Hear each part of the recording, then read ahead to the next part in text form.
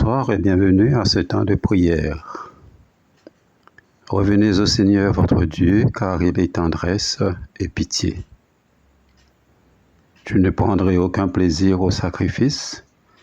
Si j'offre un holocauste, tu n'en veux pas. Mon sacrifice, c'est un esprit brisé. D'un cœur broyé, tu n'as pas de mépris. Veuille accorder à Sion le bonheur et rebâtir Jérusalem en ses murailles. Tu te plairas au juste sacrifice, totale oblation sur ton autel.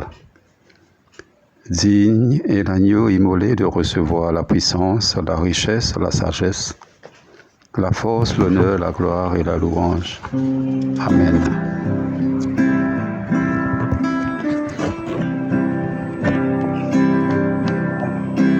Une bonne nouvelle descend des cieux. Pécheur, Jésus t'appelle, lève les yeux. Chargé de ta misère, de tes péchés confus, viens à Jésus mon frère, viens à Jésus.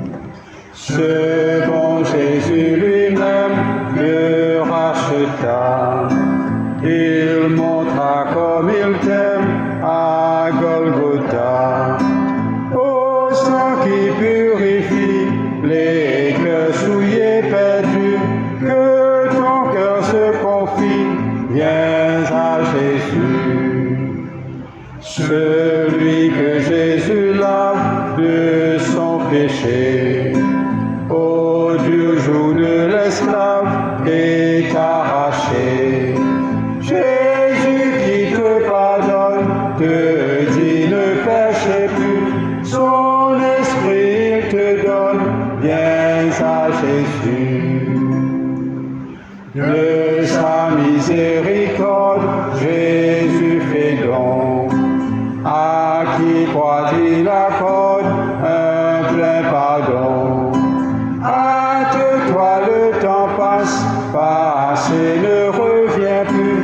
Aujourd'hui, jour de grâce, viens à Jésus. Viens que rien ne t'arrête, viens à l'instant.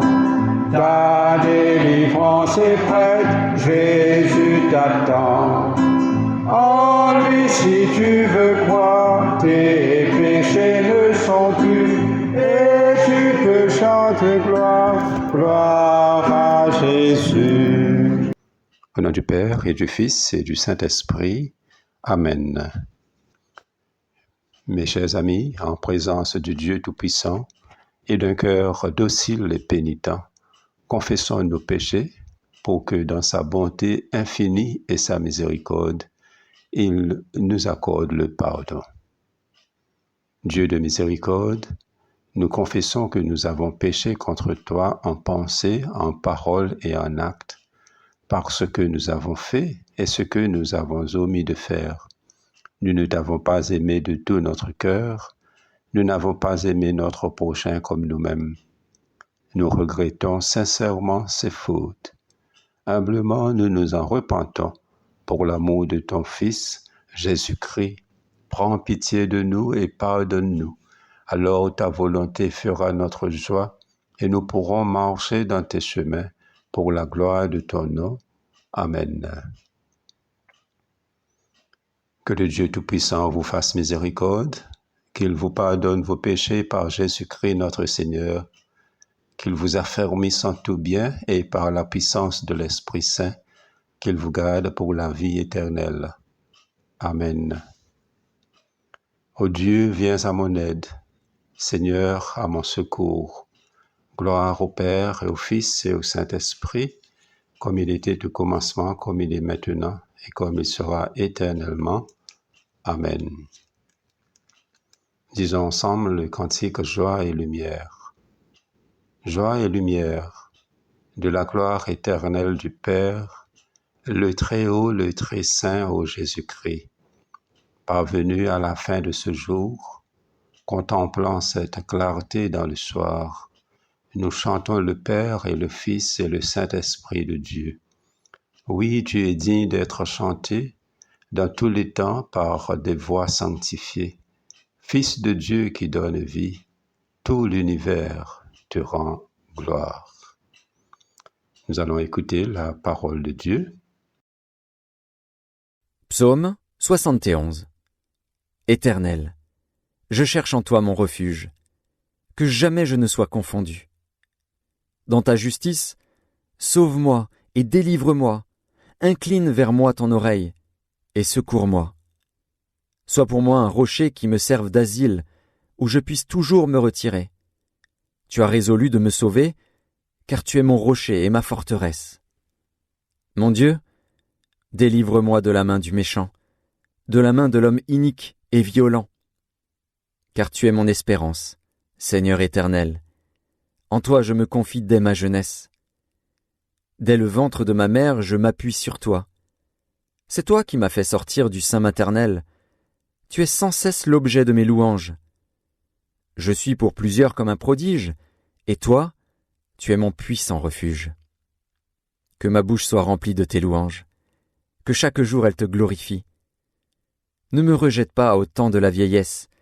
Quand mes forces s'en vont, ne m'abandonne pas. Car mes ennemis parlent de moi, et ceux qui guettent ma vie se consultent entre eux, disant « Dieu l'abandonne. Poursuivez, saisissez-le, il n'y a personne pour le délivrer. » Ô Dieu, ne t'éloigne pas de moi. Mon Dieu, viens en hâte à mon secours. Qu'ils soient confus, anéantis, ceux qui en veulent à ma vie, qu'ils soient couverts de honte et d'opprobre, ceux qui cherchent ma perte. Et moi, j'espérerai toujours, je te louerai de plus en plus. Ma bouche publiera ta justice, ton salut, chaque jour, car j'ignore quelles en sont les bornes. Je dirai tes œuvres puissantes, Seigneur éternel, je rappellerai ta justice, la tienne seule. Ô Dieu, tu m'as instruit dès ma jeunesse, et jusqu'à présent j'annonce tes merveilles. Ne m'abandonne pas, ô Dieu, même dans la blanche vieillesse, afin que j'annonce ta force à la génération présente, ta puissance à la génération future. Ta justice, ô Dieu, atteint jusqu'au ciel. Tu as accompli de grandes choses, ô Dieu, qui est semblable à toi? Tu nous as fait éprouver bien des détresses et des malheurs, mais tu nous redonneras la vie, tu nous feras remonter des abîmes de la terre. Relève ma grandeur, console-moi de nouveau. Et je te louerai au son du luth, je chanterai ta fidélité, mon Dieu. Je te célébrerai avec la harpe, Saint d'Israël. En te célébrant, j'aurai la joie sur les lèvres, la joie dans mon âme que tu as délivrée. Ma langue chaque jour publiera ta justice, car ceux qui cherchent ma perte sont honteux et confus. Gloire soit au Père et au Fils et au Saint-Esprit, comme il était au commencement, comme il est maintenant, et comme il sera éternellement. Amen. Nous écoutons la lecture tirée du livre de Jérémie, chapitre 9, à partir du 12e verset. L'Éternel dit, « C'est parce qu'ils ont abandonné ma loi que j'avais mise devant eux, parce qu'ils n'ont point écouté ma voix et qu'ils ne l'ont point suivie. parce qu'ils ont suivi les penchants de leur cœur, et qu'ils sont allés après les Baals, comme leurs pères le leur ont appris. C'est pourquoi ainsi parle l'Éternel des armées, le Dieu d'Israël. Voici, je vais nourrir ce peuple d'absinthe, et je lui ferai boire des eaux empoisonnées. Je les disperserai parmi des nations que n'ont connues ni eux ni leurs pères, et j'enverrai derrière eux l'épée, jusqu'à ce que je les ai exterminés. Ainsi parle l'Éternel des armées. Cherchez, appelez les pleureuses, et qu'elles viennent. Envoyez vers les femmes habiles, et qu'elles viennent. Qu'elles se hâtent de dire sur nous une complainte, et que les larmes tombent de nos yeux, que l'eau coule de nos paupières. Car des cris lamentables se font entendre de Sion. Et quoi? Nous sommes détruits, nous sommes couverts de honte. Il nous faut abandonner le pays. On a renversé nos demeures. Femmes, écoutez la parole de l'Éternel, et que votre oreille saisisse ce que dit sa bouche. Apprenez à vos filles des chants lugubres, enseignez-vous des complaintes les unes aux autres. Car la mort est montée par nos fenêtres, elle a pénétré dans nos palais. Elle extermine les enfants dans la rue, les jeunes gens sur les places. Dis, ainsi parle l'Éternel, les cadavres des hommes tomberont comme du fumier sur les champs, comme tombe derrière le moissonneur une gerbe que personne ne ramasse. Ainsi parle l'Éternel, que le sage ne se glorifie pas de sa sagesse, que le fort ne se glorifie pas de sa force, que le riche ne se glorifie pas de sa richesse. Mais que celui qui veut se glorifie d'avoir de l'intelligence et de me connaître, de savoir que je suis l'Éternel, qui exerce la bonté, le droit et la justice sur la terre. Car c'est à cela que je prends plaisir, dit l'Éternel. Voici, les jours viennent, dit l'Éternel, où je châtierai tous les circoncis qui ne le sont pas de cœur. Parole du Seigneur. Écoutez maintenant ce que nous dit Saint Jean au chapitre 7 de son évangile, à partir du premier verset. Après cela, Jésus parcourait la Galilée, car il ne voulait point parcourir la Judée, parce que les Juifs cherchaient à le faire mourir. Or, la fête des Juifs, celle des 8, était proche. Ses frères lui dirent, « Pars d'ici, et va en Judée, afin que tes disciples contemplent aussi les œuvres que tu fais. Personne n'agit en secret, s'il cherche à se mettre en évidence. Si tu fais ces choses, manifeste toi-même au monde. » En effet, ses frères non plus ne croyaient pas en lui. Jésus leur dit, « Le moment n'est pas encore venu pour moi, mais pour vous, le moment est toujours opportun. Le monde ne peut vous haïr. Il y a de la haine pour moi, parce que je rends de lui le témoignage que ses œuvres sont mauvaises. Montez, vous, à la fête. Moi, je ne monte pas encore à cette fête, parce que le moment pour moi n'est pas encore accompli. » Après leur avoir dit cela, il resta en Galilée. Quand ses frères furent remontés à la fête, alors il y monta aussi lui-même, non pas de façon manifeste, mais comme en secret. Les Juifs le cherchaient pendant la fête et disaient, « Où est-il » Et il y avait dans la foule beaucoup de murmures à son sujet. Les uns disaient, « C'est un homme de bien », mais d'autres disaient, « Non, au contraire, il égare la foule. » Personne, toutefois, ne parlait ouvertement de lui par crainte des Juifs. Évangile du Christ. Chers amis, nous sommes déjà 2 semaines dans le carême. Cette période traditionnellement vécue comme un temps de marche et d'approfondissement spirituel dans notre propre désert, inspiré par l'expérience de Jésus qui s'est trouvé dans un véritable désert, confronté à de réelles tentations de la part du diable. Parmi les textes bibliques populaires et incontournables, choisis pour nourrir notre discipline chrétienne pendant le carême, figure l'histoire célèbre de Jésus qui gagne conduit par l'Esprit Saint dans le désert pour y être tenté par le diable après avoir jeûné pendant 40 jours. C'est ce passage, extrait de l'Évangile Saint Matthieu, chapitre 4, versets 1 à 11, n'est pas contente de nous dépeindre Jésus face à la tentation après 40 jours du jeûne. Il dévoile aussi une vérité profonde quant à la nature de notre propre cheminement spirituel durant cette période de réflexion et de renouveau qui est le carême. Pourquoi l'histoire de Jésus dans le désert lui gagne une telle importance pour les chrétiens en période de carême?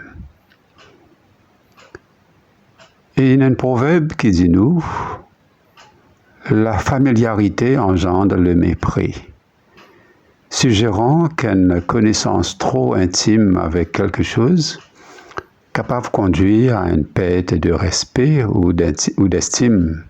Dans ce contexte, cela est capable de signifier que nous risquons de sous-estimer la profondeur de ce texte de l'Évangile ou bien de cette histoire à force que nous connaissons par cœur et nous nous réentendons chaque année. Il est bien vrai que le récit de la tentation de Jésus dans le désert, selon Matthieu, capable de sembler familier, voire un cliché pour certains chrétiens. Ce passage-là, il est cité pendant le carême pour illustrer la lutte contre la tentation et l'importance du jeûne et de la prière. Cependant, la familiarité n'est pas diminuer sa valeur ni son potentiel d'inspiration. Le défi pour nous chrétiens, en particulier pendant le carême, c'est de redécouvrir et de réinterpréter ce bon texte familier-là, de manière à ce que les auteurs parlent à notre situation de vie actuelle. Et cela il implique d'explorer différentes couches de signification et d'application personnelle au-delà de la compréhension superficielle. Le récit de la tentation de Jésus dans le désert capable de vous faire une nouvelle perspective qui va bien au-delà de la simple résistance à la tentation, en nous invitant à une réflexion plus profonde sur plusieurs aspects de la vie spirituelle et de conditions humaines. Quand Matthieu évoque dans son évangile, il dit que Jésus fut emmené par l'Esprit dans le désert pour être tenté par le diable, nous sommes confrontés à une vérité profonde sur la nature de notre cheminement spirituel. Bon Dieu lui permet cette bonne épreuve-là, non pas comme une forme de punition, mais comme un moyen de renforcement de la foi et de nos confiance en lui. Cette histoire-là n'est pas limite à dépeindre une série d'épreuves, mais il met en lumière surtout la tentative du diable de faire douter Jésus de son identité et de sa mission en tant que Fils de Dieu et Sauveur du monde. Cette dimension de l'histoire lui souligne la lutte intérieure contre la force qui cherche à faire nous douter de nos identités chrétiennes et à nous éloigner de notre vocation de fils et de filles de Dieu. Voilà une dimension cruciale de notre foi, c'est-à-dire nous la lutte contre le diable. En tentant Jésus, cherche non seulement à l'éloigner de sa mission, mais aussi à semer le doute dans son esprit concernant son identité et sa relation avec Dieu le Père. Et cette stratégie du diable lui révèle une vérité profonde, la nature de nos propres combats spirituels. Le doute, capable d'infiltrer dans notre esprit, surtout quand nous sommes confrontés à un défi, à une souffrance ou bien à une décision difficile. Cependant, l'histoire de Jésus dans le désert enseigne-nous que le doute ne besoin pas et non le dernier mot. Il ne faut pas que le doute lui gagne le dernier mot. Face à chaque tentation, nous trouvons Jésus lui répondre avec la parole de Dieu, montrant que la foi, la connaissance des Écritures et la dépendance à Dieu, c'est une plus grande arme contre le doute. En s'appuyant sur la vérité divine plutôt que sur un mensonge ou bien une demi-vérité qui est présentée par le diable, Jésus lui démontrait une confiance inébranlable dans son identité et sa mission, même dans un moment de grande vulnérabilité.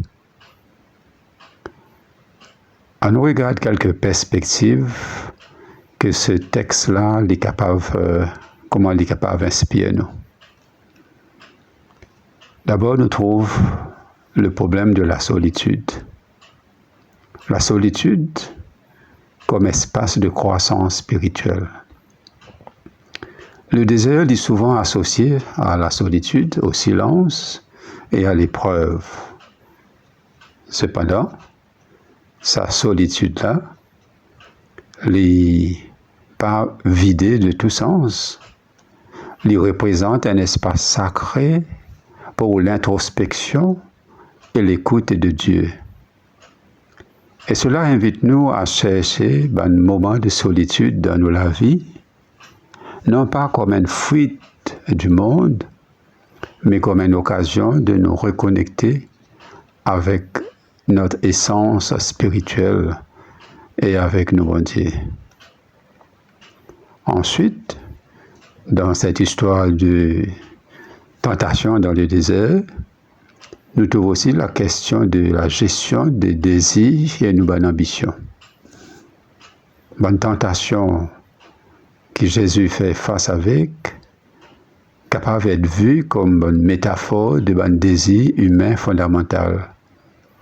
Le pain qui représente nos besoins physiques, le spectacle miraculeux qui représente la reconnaissance et l'approbation des autres, et puis le royaume du monde qui représente le pouvoir et la richesse. Le refus de Jésus de céder à sa bonne tentation illustrait la maîtrise de soi et l'importance de placer le bon désir spirituel au-dessus du bon désir matériel et égoïste. Nous apprendre aussi quelque chose sur l'importance de la foi et de la confiance en Dieu.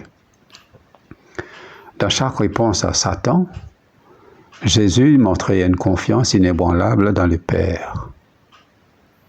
Et cela rappelle-nous que face à un défi et à une incertitude de la vie, nous la foi et nos confiances dans bon Dieu besoin rester fermes. C'est cette foi-là qui permet nous de naviguer à travers une tempête de la vie sans perdre de vue nos ancrages divins. Dans la tentation de Jésus au désert, nous trouvons aussi le rejet de la superficialité. En refusant de transformer les pierres en pain, Jésus lui rejette la solution facile et superficielle aux problèmes profonds. Et cela encourage nous à chercher bonne réponse qui est au-delà des bonnes solutions immédiates et superficielles, en nous engageant dans une quête de sens qui prend en compte nos besoins spirituels et pas seulement matériels. Nous apprenons aussi de cette histoire sur la liberté dans l'obéissance à Dieu. La liberté en obéissant à Dieu. Paradoxalement, en résistant, Jésus démontrait que la vraie liberté réside dans l'obéissance à la volonté de Dieu et non pas dans la poursuite de nos propres désirs sans contrainte. Cette perspective-là invite-nous à réévaluer notre compréhension de la liberté, reconnaissant que l'obéissance à Dieu libère-nous des chaînes de l'égoïsme, de la peur et de l'illusion. Chers amis, en méditant sur ces différents aspects, le récit, l'histoire de la tentation de Jésus dans le désert, capable, ouvert pour nous d'une manière nouvelle et profonde, et offert-nous une leçon vitale sur la manière de vivre la vie qui reflète la foi et notre engagement envers Dieu, surtout pendant le temps de carême.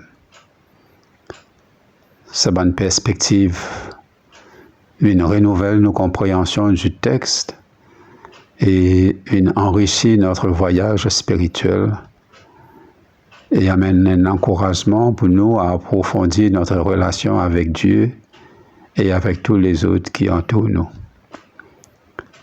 Donc, la tentation de Jésus rappelle-nous que, en s'appuyant sur la vérité de qui Dieu est et de qui nous sommes en lui, nous sommes capables de traverser nos désirs personnels avec foi et courage, confiants dans la victoire de Christ et dans nos propres capacités à surmonter les épreuves avec la force. En approchant ce texte avec un équerre ouvert et une volonté de découvrir une signification plus profonde, nous chrétiens, nous sommes capables de trouver une richesse d'inspiration et de guidance pour nos propres voyages spirituels, surtout pendant le temps de carême. Donc, le leçon que nous tirons de cette histoire, c'est que le carême est bien plus que simplement le jeûne, la prière et la méditation. C'est bon, c'est à la base de nos bonnes démarches, mais ce soir, la méditation vient de montrer nous que, en suivant l'exemple de Jésus, en nous laissant inspirer par son expérience dans le désert, notre vie spirituelle est capable de prendre une dimension beaucoup plus profonde et significative. Et cette histoire-là donne-nous une perspective nouvelle pour nous capables de vivre nos 40 jours de carême avec piété et avec un esprit constructif, avec une assurance que nous sommes fils et filles de Dieu et que le diable n'a pas son dernier mot sur nous. Au nom du Père et du Fils et du Saint-Esprit. Amen.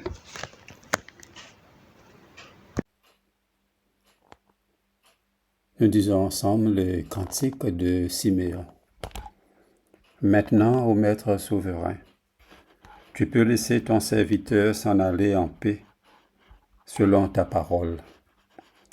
Car mes yeux ont vu le salut que tu préparais à la face des peuples. Lumière qui se révèle aux nations et donne gloire à ton peuple Israël. Gloire au Père et au Fils et au Saint-Esprit, pour les siècles des siècles. Amen. Le Seigneur soit avec vous. Prions le Seigneur.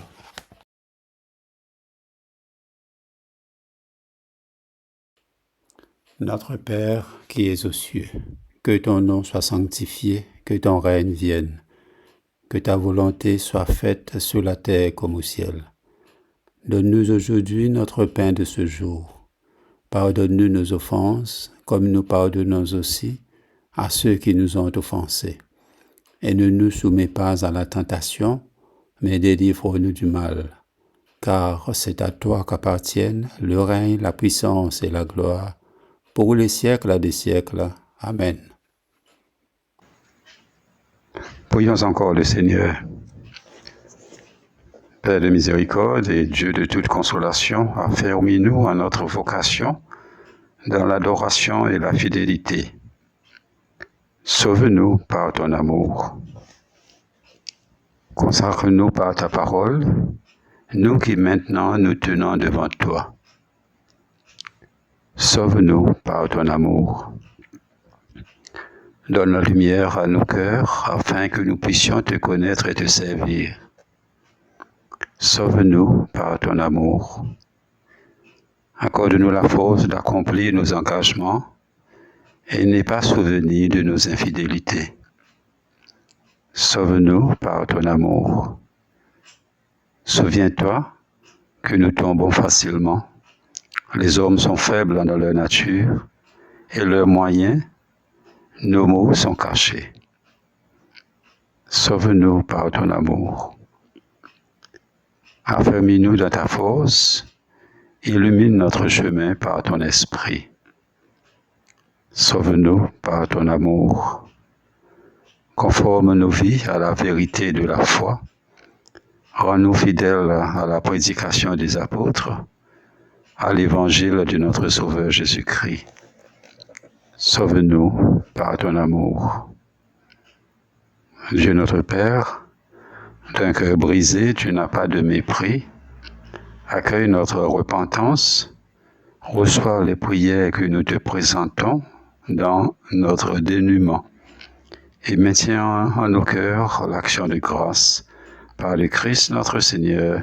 Amen. Ô Dieu, dont la gloire est de faire toujours miséricorde, sois clément envers ceux qui se sont écartés de tes voies et ramène-les le cœur pénitent à une foi plus solide, qu'ils adhèrent à la vérité de ta parole et y demeurent fermement attachés.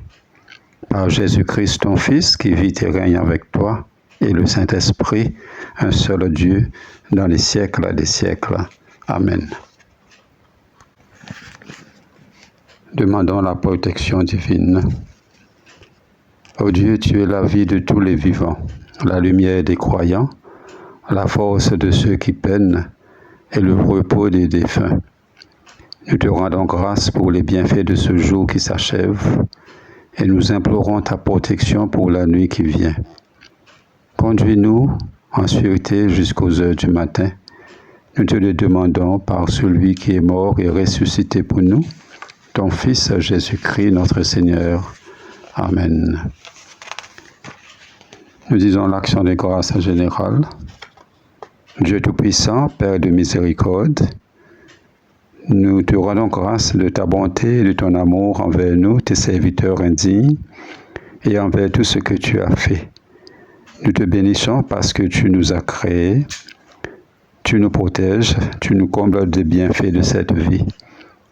Mais surtout parce que dans ton amour inépuisable, tu as racheté le monde par ton Fils Jésus-Christ et tu nous donnes les moyens de recevoir ta grâce et l'espérance de la gloire sans fin.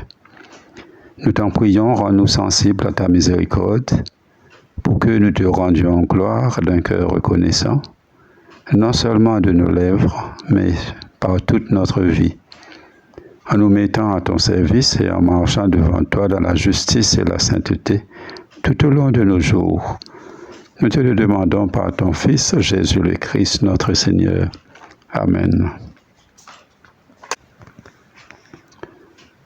Dieu Tout-Puissant, toi qui nous as accordé la grâce de t'adresser d'un cœur unanime notre prière commune, tu as promis par ton Fils que lorsque 2 ou 3 se réuniraient en son nom, tu serais au milieu d'eux.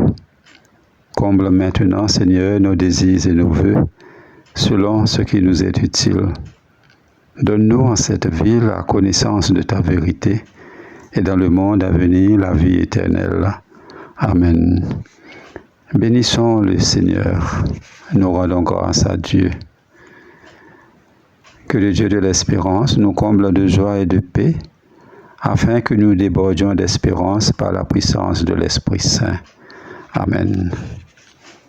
Nous voici arrivés à la fin de cette prière du soir. Je vous remercie de votre présence et merci aussi de vos prières. Que le Seigneur vous accorde une sainte nuit. Bonne soirée.